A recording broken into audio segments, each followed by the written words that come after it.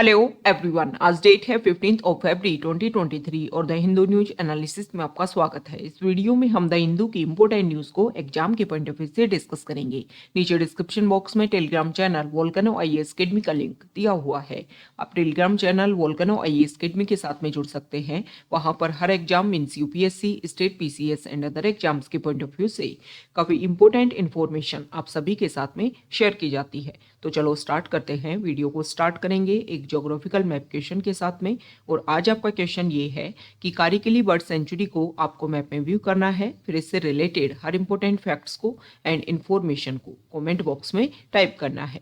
कल हमने आपसे क्वेश्चन पूछा था सावा लेक को लेकर के। तो सावा लेक जो है वो इराक कंट्री की फेमस और प्रोमिनेंट लेक है। ये जो सावा लेक है ये एक बायोडाइवर्स वेटलैंड है और इराक की जो कैपिटल है बगदाद, उसके साउथ में एक सिटी है, सिटी ऑफ सामावा, उसके नज़दीक ही ये लेक एग्जिस्टेंस में आती है। इस सावा लेक के कुछ हिस्टोरिकल लिंक भी है। ऐसा बोलते हैं कि बहुत सारे जो इस्लामिक टेक्स्ट हैं उनमें इस सावा लेक का मेंशन देखने को मिलता है। और 570 एडी में जब प्रोफेट मोहम्मद जो है उनका जन्म हुआ था, उस टाइम में ये जो लेक है वो अचानक से एग्जिस्टेंस में आ गई थी। तो इसके कुछ हिस्टोरिकल लिंक है। 2014 में ये जो सावा लेक है इसको रामसर वेटलैंड का डेजिग्नेशन दिया गया था। अभी प्रेजेंट टाइम में क्यों न्यूज़ में है, तो अगर हम सेंचुरीज लॉन्ग हिस्ट्री की बात करें तो पहली बार ये लेक जो है वो ड्राइड अप हो चुकी है, सूख चुकी है। तो इसको लेकर के यहाँ के जो लोकल्स हैं उनका ये बोलना है कि जो भी लोकल इन्वेस्टर हैं उनके मिसमैनेजमेंट की वजह से, गवर्नमेंट के नेग्लिजेंस की वजह से और क्लाइमेट चेंज की वजह से ये जो रिवर है वो सूख गई है। तो इसकी वजह से न्यूज़ में बनी हुई थी। रामसर वेटलैंड साइट भी है, इसलिए भी इसके बारे में इंपॉर्टेंट फैक्ट जो है वो आपको जानने चाहिए। तो बेसिक फैक्ट हमने डिस्कस कर लिए हैं सावा लेक को लेकर के।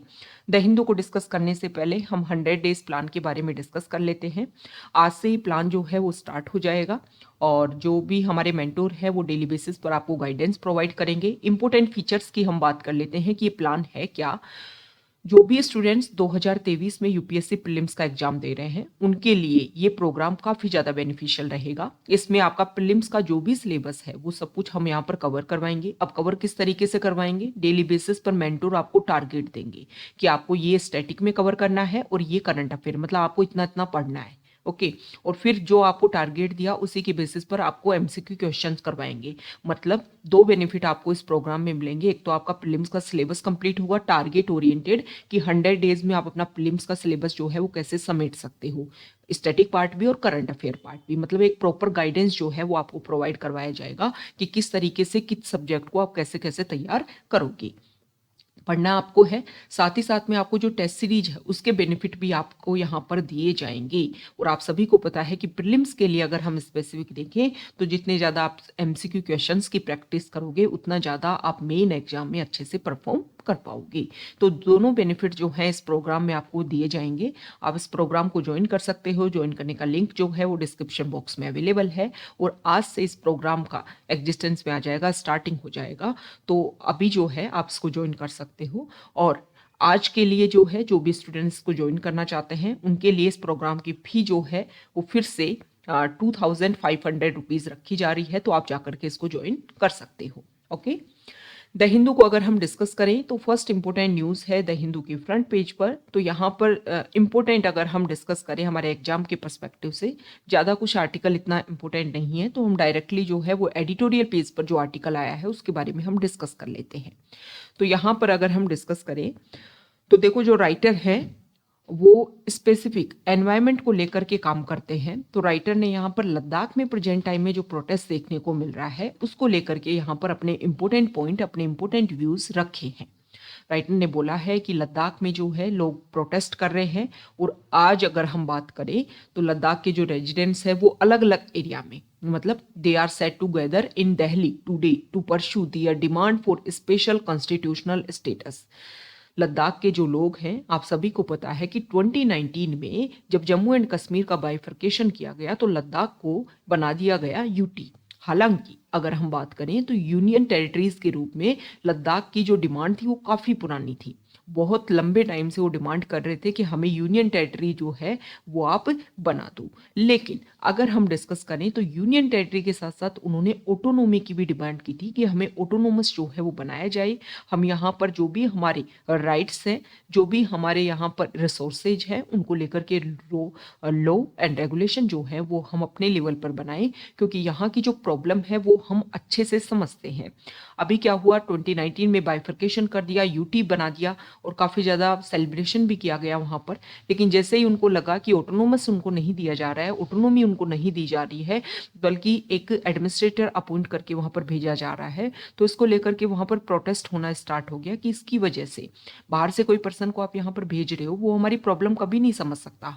हमारी जो इशू है, यहाँ पर क्या क्या रिसोर्सेज हैं, उनको कैसे कैसे प्रोटेक्ट करना है, वो हम ज़्यादा बेहतरीन समझते हैं। तो इसको लेकर के काफ़ी लंबे टाइम से लद्दाख में जो है वो डिमांड चल रही है कि शेड्यूल 6 में उनको इंक्लूड किया जाए।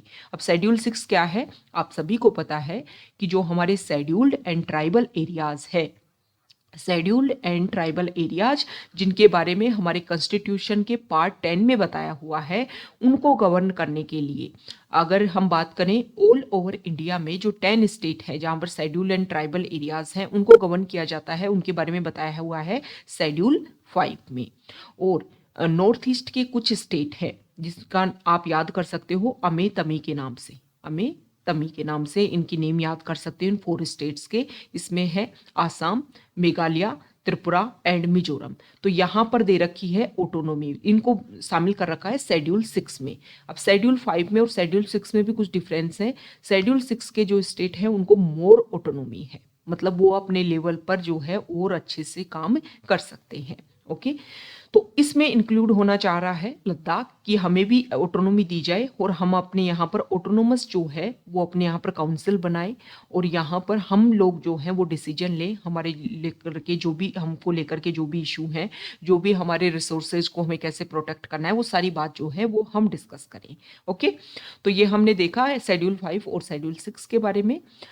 तो यहाँ पर देखो, राइटर जो है उन्होंने ये बोला कि अभी प्रेजेंट टाइम में अगर हम देखें ना, यूटी बनने के बाद में जो इंफ्रास्ट्रक्चर डेवलपमेंट जो है वो काफ़ी ज़्यादा होने लग गया। जैसे कि अभी प्रेजेंट टाइम में जो हमारा बजट आया उसमें भी लद्दाख वाले रीजन में सोलर ग्रिड एस्टेब्लिश करने के लिए, सोलर पावर प्रोजेक्ट एस्टेब्लिश करने के लिए ज़्यादा से ज़्यादा मनी जो है वो अलॉट किया गया है।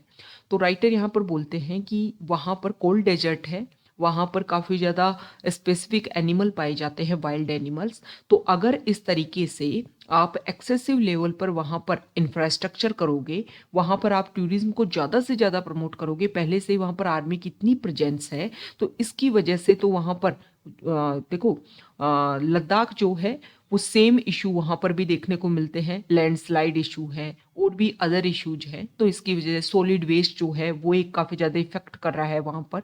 तो अगर वहाँ पर एक्सेसिव संख्या में, एक्सेसिव नंबर में लोग वहाँ पर आएंगे, पीपल वहाँ पर आएंगे, तो प्रॉब्लम जो है वो और ज़्यादा बढ़ेगी। ओके, तो वहाँ पर टूरिज्म को लेकर के जो भी अदर पॉइंट्स है उनको लेकर के वहाँ के लोगों को ऑटोनोमी दी जाए, राइटर का ये बोलना है। दूसरा यहाँ पर उन्होंने बताया कि देखो वहाँ पर आर्मी की प्रेजेंस है और वहाँ पर बहुत सारे ऐसे प्रोडक्ट हैं जो लोकली लेवल पर डेवलप किए जाते हैं, बनाए जाते हैं, प्रोड्यूस किए जाते हैं, उगाए जाते हैं। तो राइटर जो है उनका ये मानना है कि आर्मी मतलब गवर्नमेंट और वहाँ के जो लोकल पीपल है उनमें एक कोलिब्रेशन देखने को मिले कि वहाँ के जो प्रोडक्ट है उनको ज़्यादा से ज़्यादा खरीदा जाएगा और गवर्नमेंट जो है उनको अपने लेवल पर उनको इंट्रोड्यूस करने की कोशिश करे, जिसकी वजह से जो इकोनॉमिक कंडीशन है वो भी अच्छी होंगी, जो रिलेशन है, कोऑपरेशन है वो भी बेहतरीन होगा और जो भी इशू है उनको भी अच्छे से सॉल्व किया जा सकेगा। तो यहाँ पर राइटर ने सोनम वांगचुक 3 इडियट्स मूवी आपने देखी होगी और आमिर खान का जो रोल था मिस्टर वांगडू, जो उन्होंने एक साइंटिस्ट का रोल प्ले किया था, यही है, इनकी लाइफ से इंस्पायर्ड था उनका रोल, सोनम वांगचुक। और ये यहाँ पर क्या कर रहे हैं, उन्होंने फास्ट करना स्टार्ट कर दिया है कि सब जीरो टेम्परेचर ओपन एरिया में वो प्रोटेस्ट कर रहे हैं कि लद्दाख को जो भी ऑटोनोमी दी जानी चाहिए, जिसको लेकर के लोग प्रोटेस्ट कर रहे हैं वो उनको दी जानी चाहिए। ओके, नेक्स्ट इंपोर्टेंट आर्टिकल है, देखिए देखो यहाँ पर जो आर्टिकल है तो राइटर ने यहाँ पर फोकस किया है स्पेशल जो हमारे डिसेबल्ड पर्सन है सोसाइटी में उनको लेकर के। तो यहाँ पर कुछ इंपॉर्टेंट पहले जो फैक्ट की बात की गई है कि सेंसस 2011 की अगर हम बात करें, 2011 सेंसस की अगर हम बात करें, तो हमारे इंडिया की जितनी भी पॉपुलेशन है उसका 2.21% जो है वो डिसेबल्ड पर्सन है। ओके, और वर्ल्ड हेल्थ ऑर्गेनाइजेशन की अगर हम बात करें तो ग्लोबल पॉपुलेशन का 16% जो है वो डिसेबल्ड है। ओके, तो यहाँ पर बताया गया है कि टोटल अगर पॉपुलेशन को अगर आप नंबर में डिराइव करते हो तो 192 मिलियन डिसेबल्ड पर्सन है। यहाँ पर राइटर ने फोकस किया है कि जो भी हमारी टेक्नोलॉजी है उसको डिसेबल्ड पर्सन फ्रेंडली होना चाहिए। स्पेसिफिक उन्होंने बताया कि अगर हम कोविड-19 पेंडेमिक की बाद के टाइम की बात करें तो बहुत सारा जो हमारा टाइम है, बहुत सारी हमारे जो इशू हैं वो हम टेक्नोलॉजी बेसिस पर उसको सॉल्व करने लग गए। हम ऐप का ज़्यादा से ज़्यादा यूज़ करने लग गए। बहुत सारी चीज़ें जैसे ग्रोसरी के लिए, फूड के लिए, ऑनलाइन डिलीवरीज ज़्यादा से ज़्यादा होने लग गई। तो यहाँ पर राइटर ने इस बात के ऊपर फोकस किया है कि हमारे जो ऐप हैं वो डिसेबल्ड पर्सन जो है वो भी उनको अच्छे से यूज कर सकें। जैसे कि अगर हम बात करें तो इंडिया में 750 मिलियन पीपल जो हैं वो इंटरनेट या स्मार्टफोन का यूज़ करते हैं, 2020 के डाटा है। अगर यहाँ पर हम 16% जो वर्ल्ड हेल्थ ऑर्गेनाइजेशन के डाटा है ना कि पूरी पॉपुलेशन का 16% लोग डिसेबल्ड हैं, उसको अगर हम यहाँ पर एक तरीके से एप्लीकेबल करें तो पूरी इंडिया में जो है 120 मिलियन मतलब 12 करोड़ लोग जो हैं वो डिसेबल्ड है और वो नेट का मतलब इंटरनेट या फिर स्मार्टफोन का यूज़ करते हैं। तो आप मानिए कि स्मार्टफोन का यूज़ अगर वो करते हैं तो उनके अकॉर्डिंग जो है उनको क्या क्या इशू है, उनके अकॉर्डिंग जो है वो ऐप में चेंजेस होने चाहिए और उनके लिए भी टेक्नोलॉजी जो है वो फ्रेंडली होनी चाहिए। तो राइटर ने यहाँ पर बहुत सारे जो जो इशू हैं उनके बारे में बताया है, अलग अलग ऐप के बारे में यहाँ पर बताया है। जो राइटर है उन्होंने बताया कि उन्होंने एक मीटिंग ऑर्गेनाइज की जिसमें बहुत सारे ऐप के रिप्रेजेंटेटिव आने चाहिए थे, जिसमें से कुछ ऐप जो हैं वही एक क्राइटेरिया में सहूलियत से आगे आते हैं।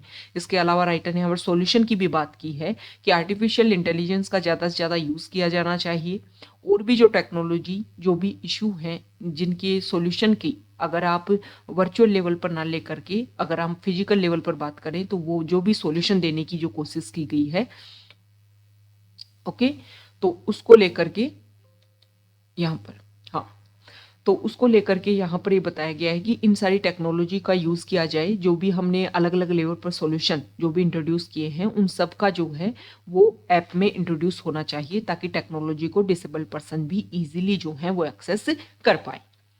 नेक्स्ट इंपॉर्टेंट आर्टिकल है टेक्स्ट पेज पर और यहाँ पर हम डिस्कस करेंगे जम्मू एंड कश्मीर में लिथियम के रिजर्व मिले हैं और काफ़ी ज़्यादा इंडिया के लिए बेनिफिशियल है। 5.9 मिलियन टन जो है वो माना जा रहा है कि इतने रिसोर्सेज यहाँ पर होने चाहिए, क्योंकि इन्फर्ड रिसोर्सेज मतलब अभी जो है इन्फर्ड कुछ मतलब जब the term inferred refers to the preliminary मतलब प्रीलिम्स लेवल पर आप एक्सप्लोरेशन स्टेज है, अभी जो है इतना काउंट किया गया है, हो सकता है कि इससे भी ज़्यादा देखने को मिले।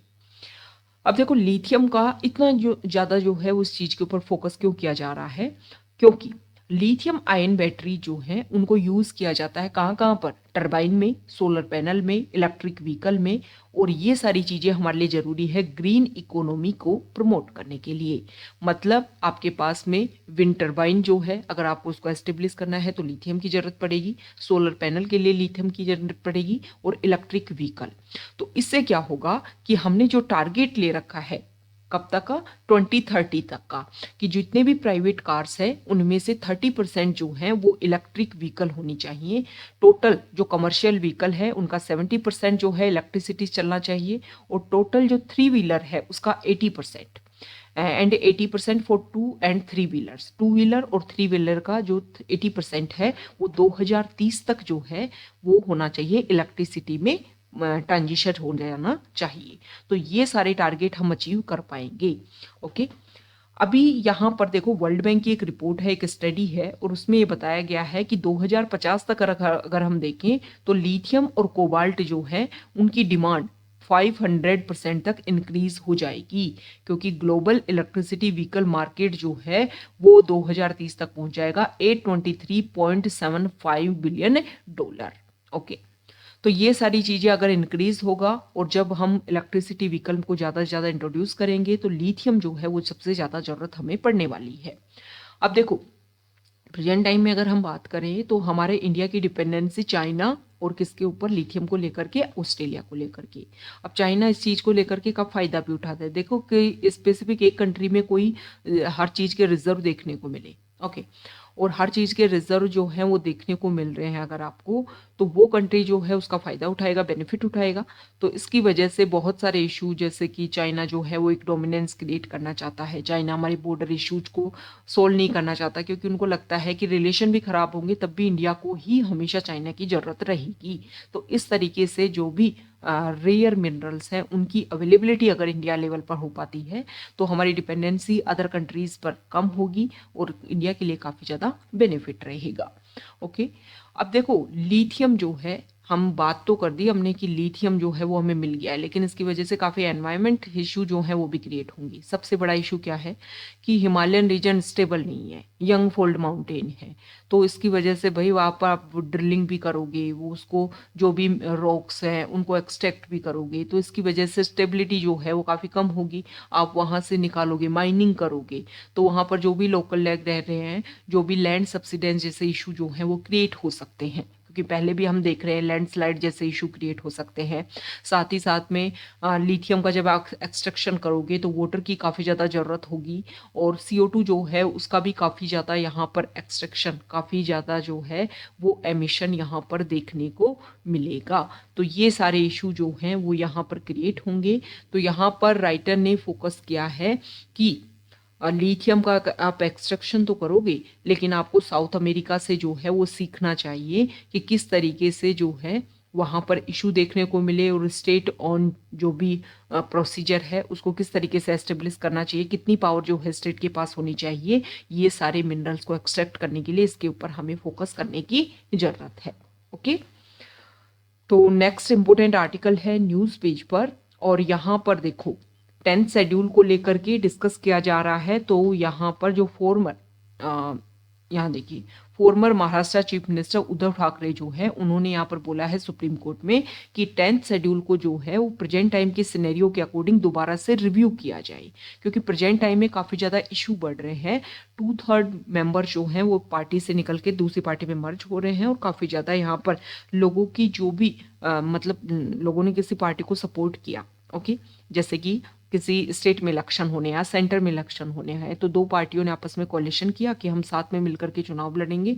लोगों ने उनको सपोर्ट किया कि अच्छा ये दोनों अगर कोalition में मिला करके गवर्नमेंट बनाएंगे तो हमारे लिए ये बेनिफिट रहेगा, क्योंकि वो मैनिफेस्टो में ये सारे डिक्लेरेशन करते हैं। जैसे ही इलेक्शन हुए, जीत करके आए, तो एक पार्टी के मेंबर्स को लगा कि अरे मैंने तो गलत अपना जो कोalition है गलत कर लिया, वो निकल करके दूसरी पार्टी से मिलकर कोई और पार्टी जिसको लोगों ने नहीं जिताया वो वहां पर आकर के फिर रिप्रेजेंटेटिव बन जाती है। तो इसके बारे में प्रेजेंट टाइम में जो 2/3 मर्जिंग देखने को मिल रहा है, इसको लेकर के डिस्कशन होना चाहिए, और प्रेजेंट सिनेरियो के अकॉर्डिंग कुछ रिस्ट्रिक्शन जो है वो यहाँ पर देखने को मिले। जैसे इंडिविजुअल पर्सन जो है, MP या MLA जो है, वो अपनी पार्टी से, जिस भी पार्टी से वो जीत करके आता है उसको छोड़ करके नहीं जा सकता है। अगर जाता है तो क्या होता है, उसके ऊपर रिस्ट्रिक्शन जो है वो लगाए जाते हैं। ओके, और स्पीकर जो है वो फाइनल अथॉरिटी होता है। स्पीकर यहाँ पर डिसीजन लेता है कि ये जो पर्सन है उसकी मेंबरशिप जो है वो रद्द होनी चाहिए या फिर नहीं रद्द होनी चाहिए।